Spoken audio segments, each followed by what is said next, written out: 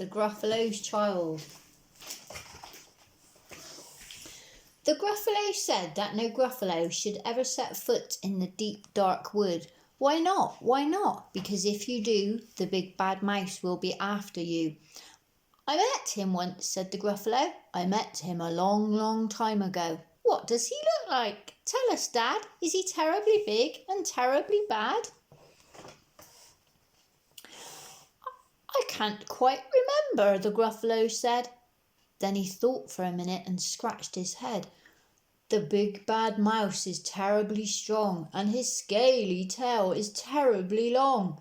His eyes are like pools of terrible fire, and his terrible whiskers are tougher than wire. One snowy night, when the Gruffalo snored, the Gruffalo's child was feeling bored. The Gruffalo's child was feeling brave, so she tiptoed out of the Gruffalo cave. The snow fell fast and the wind blew wild. Into the wood went the Gruffalo's child. Aha! Ooh! A trail in the snow! Whose is this trail and where does it go? A tail poked out of a log pile house. Could this be the tail of the big bad mouse? Out slid the creature, his eyes were small, and he didn't have whiskers, no, none at all. You're not the mouse. Not I, said the snake. He's down by the lake, eating Gruffalo cake. The snow fell fast and the wind blew wild. I'm not scared, said the Gruffalo's child. Aha, ooh, marks in the snow. Whose are these claw marks? Where do they go? Two eyes gleamed out of a tree-top house. Could these be the eyes of the big bad mouse? Down flew the creature. His tail was short, and he didn't have whiskers of any sort. You're not the mouse. Doo-doo, not I. But he's somewhere nearby eating Gruffalo pie. The snow fell fast and the wind blew wild. I'm not scared, said the Gruffalo's child. Aha, a track in the snow. Whose is this track and where does it go? Whiskers at last and an underground house. Could this be the home of the big bad mouse?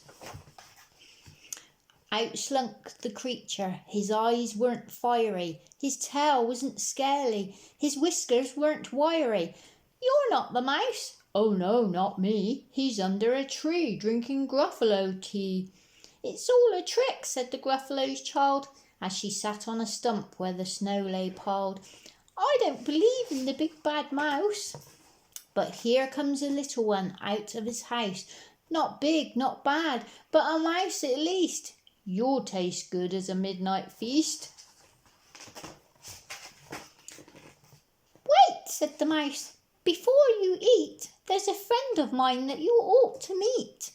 If you'll let me hop onto a hazel twig, I'll beckon my friend so bad and big.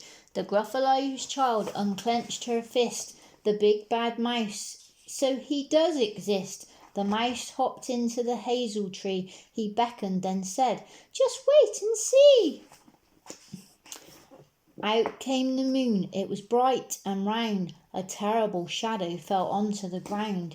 Who is this creature so big, bad and strong? His tail and his whiskers are terribly long. His ears are enormous, and over his shoulder he carries a nut as big as a boulder. The big bad mouse, yelled the Gruffalo's child. The mouse jumped down from the twig and smiled. Aha! Ooh, prints in the snow. Whose are these footprints and where do they go? The footprints led to the Gruffalo's cave, where the Gruffalo's child was a bit less brave. The Gruffalo's child was a bit less bored. And the Gruffalo snored and snored and snored.